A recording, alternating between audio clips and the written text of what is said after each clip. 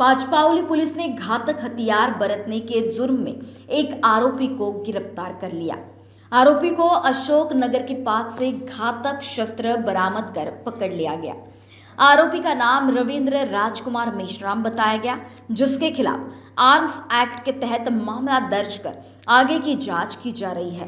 Detection पथक night करून परत पोलीस स्टेशनला आले। सकाळी त्यांना एक मेसेज मिळाला की एक रेल्वे फाटक जवळ गुरुनानक हॉल समोर एक इसम हातात भालासारखा चाकू तलवारसारखं घेऊन आहे, अशा खबरीवरून आमचे एक भोगे हवालदार आणि त्यांची टीम इम्रान वगैरे ते जाऊन त्याला ताब्यात घेतले। त्याचं नाव रवींद्र उर्फ रविकुमार मेश्राम आहे। तो सध्या पाचपावली रेल्वे फाटक जवळ राहतो, मजुरीचे काम करतो, परंतु सध्या तो मूळचा आहे, बालाघाटचा आहे, कटंगीचा आहे।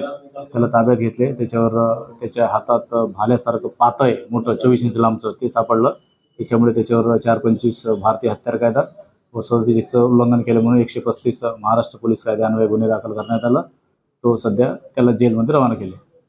तो सेंट्रिंगचे काम मजुरी करणारा माणूस आहे, त्याच्यावर काही गुन्हे दाखल नव्हते, परंतु जे शस्त्र मिळालं त्याच्यामुळे त्याच्यावर त्या अधिनियमानुसार गुन्हा दाखल करण्यात आला। महान्यूज 7 के लिए ब्यूरो रिपोर्ट नागपुर।